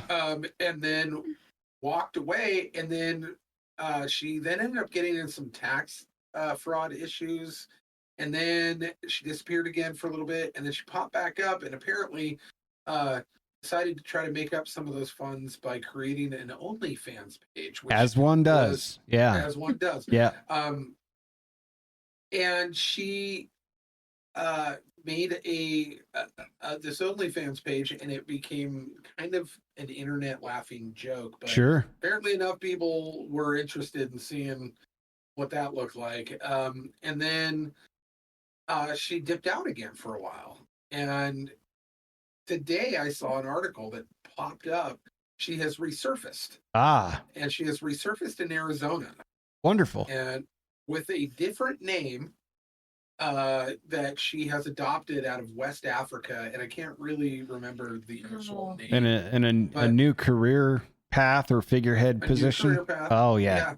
Well, now the new name actually means gift from God in whatever African dialect she has chosen. Nikichi Amare Diallo. Yeah, so that's her new name. Wow. And she is an elementary school teacher now. Which means what is it? Yeah. Go on. Yeah. That was a bad Bible joke. She's an elementary school teacher. Wonderful. And is now, around kids. So are they like ousting her from her job now that they found out all this backstory, or it's just I don't know. I think the story just broke, so I don't know if they even know who she was. I mean, no one here knew who she was, so then she moves down there and you're living in Arizona. Everybody's a little darker because of the sun. Just kind of probably assumed mixed race kind of thing, and didn't think anything of it. How do you not do due diligence on your candidate when they're applying for a job? Like Google them, for example. Yeah. Well, she changed her name. But also, even if you change your name, though, if she legally changed it, that'll come up. I don't have a whole lot of confidence in the background checks of public school systems anyway. They tend to be pretty poor. Yeah. So clearly. there's an epidemic of teachers who, like, they've taken over the Boy Scouts and the Catholic Church for, like, having the most predators amongst their ranks. Easy, like, bar none. Like, I actually have a catalog on my phone of nationwide of all of the different school administration or teachers, and it's massive. It's like, oh, we know where all the kids are unprotected and vulnerable. We're going to get jobs as teachers. And it's become the new, like, feeding ground for pedophiles. I swear to God, man, like, things are falling apart. I was having a conversation with a friend of the podcast, Paul, last night, and we were going through different cities in California because we have to go there in the summer. And one was actually bragging about being at the top of the worst 100 crime-ridden cities, like best of the worst kind of thing. And we literally laughed at that, where it was like, it has all these statistics about how murder has gone down a fractal percentage point and all the, public education scores are down, but not as bad as they were last year. And we literally started laughing, where it was like, how are you bragging right now about being the best of the worst 100? Like, that's the bar. That's the fucking bar right now. Yeah. Like, so people listening that are curious about getting involved, maybe even in some of the things that we've talked about to this point, please do. Just understand that if you bury your head in the sand long enough, when you come up for air at some point, it's going to be way, way, way worse. It's way worse. It's way more satisfying than opening up an OnlyFans page. I would think so. I would think so. I want to share. And it's go ahead. Oh, go ahead. No, I was going to say it's worse if you bury your head in the sand, because when you come up for air, it is worse. But we have a theory that this is why the country is in such terrible appeal right now as it is, because we were always told you never talk religion or politics at the dinner table for an entire generation or two, and look where it's got us. We are in a shit show. We're incapable of actual civil conversation about very important topics. And dialogue. Out of the concept of politeness, which was probably good on its face, but what it did is it created a much bigger problem for the next couple of generations, where now we don't even know how to have a dialogue about very important issues, in which they used to be able to do. You used to be able to sit down and discuss philosophy and discuss ethics, and be able to discuss the concept of religion and the concept of politics and governance. And you used to be able to do that with your friends and not want to kill each other. Right. And or kill each other a little bit. Yeah. And we've lost the art form of it, because we've been told 2 to 3 generations in now that it wasn't polite to talk about those things. And the standing societally accepted mannerisms one should invoke during those conversations is name calling, lashing out, my way or the highway, single-sided chat room style conversations, which is fracturing friendships too. That's the piece I lived through the pandemic when I moved. It was just like anonymous posts. No, just my friends outright saying, "Oh, you probably should go then, so you could be closer to your kind of people." It's like, my kind of people. I thought you were my kind of people. I'm the same dude that painted your fence and introduced you to, and like, what? Up until 3 weeks ago, I was your kind of people, and then all of a sudden, Yeah.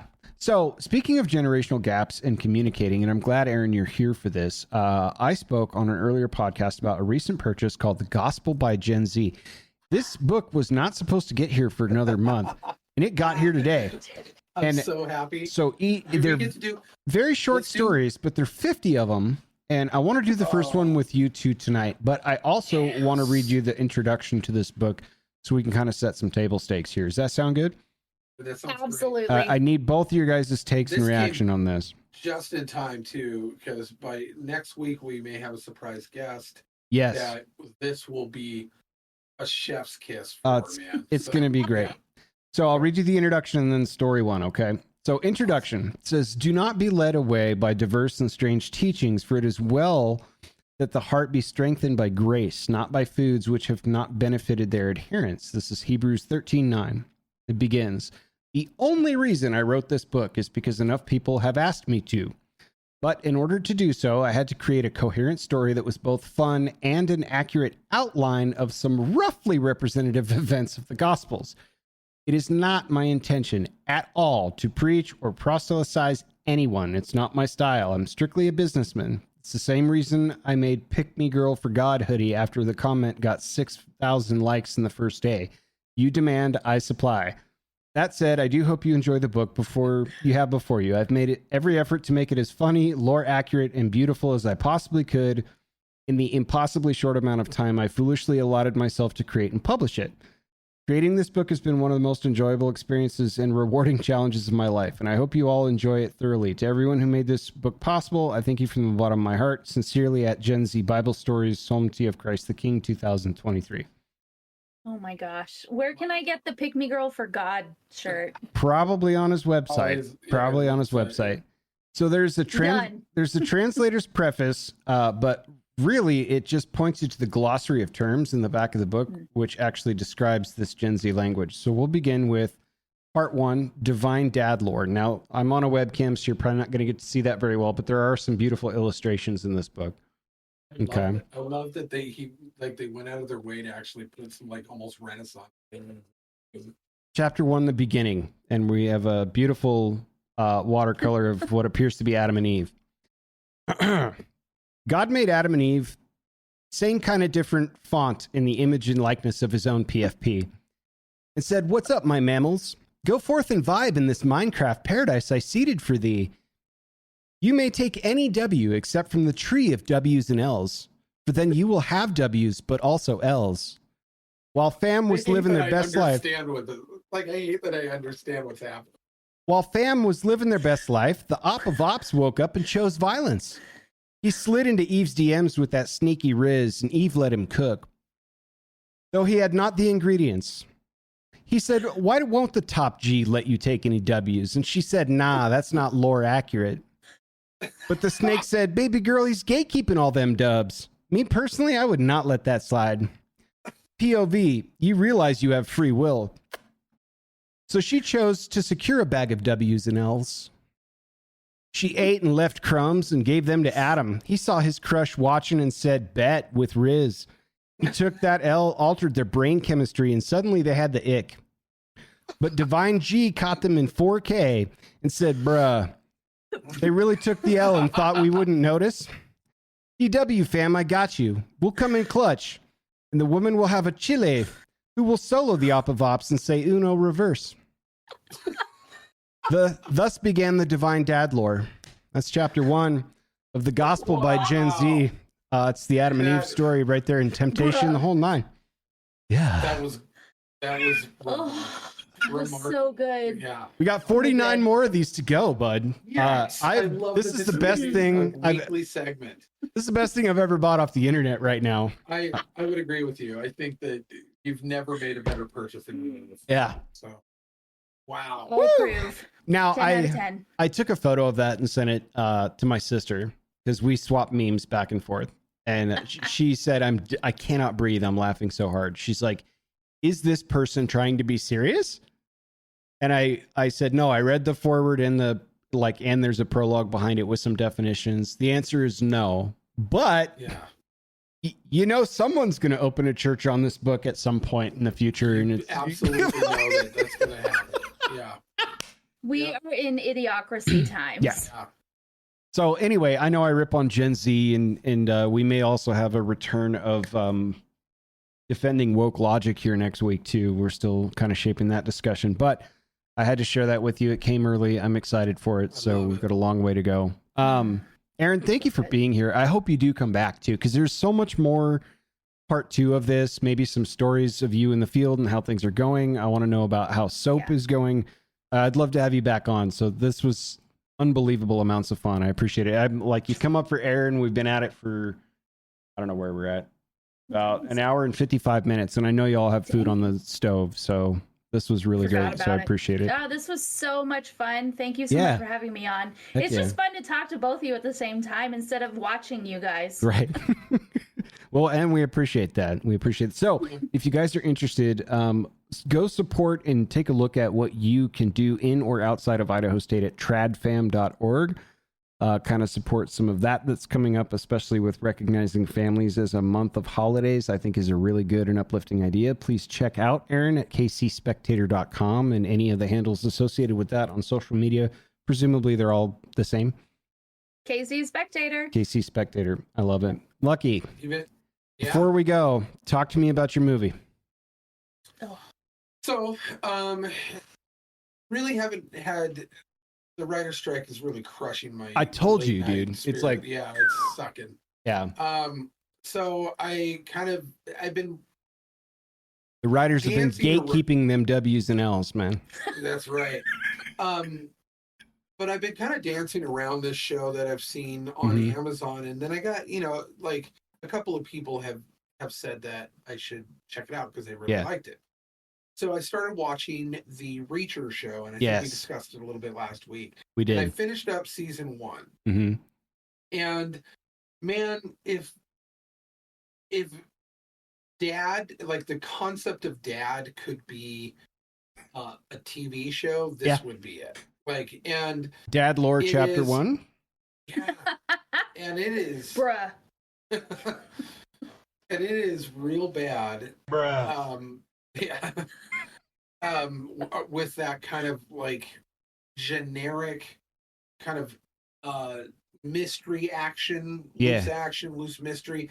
And I'm like, the storyline just doesn't even really appeal to me at all throughout this whole thing. The guy who's playing Reacher is fantastic. He fits the mold. He's charming. He's exactly what you need for that role. And it gets the job done without any flares, no bells or whistles. It just gets the job done. And there's one scene that kind of encapsulates the entire show for me that I noticed, and I was like, that's it. That's the tagline. And so he's in a police station he's kind of snuck into to talk to a protected witness who is part of the grand scheme of things, and he gets some information from her, and he goes, and he has an epiphany. It's like, I gotta go tell my crew, right? And so he gets up and starts walking to the door of this kind of investigation room, and she goes, so how are you going to handle this situation? As he's like walking with his back to the door, and then he stops and pauses. And then they like zoom in and kind of pan in, and he just slowly turns and he goes, painfully. And it's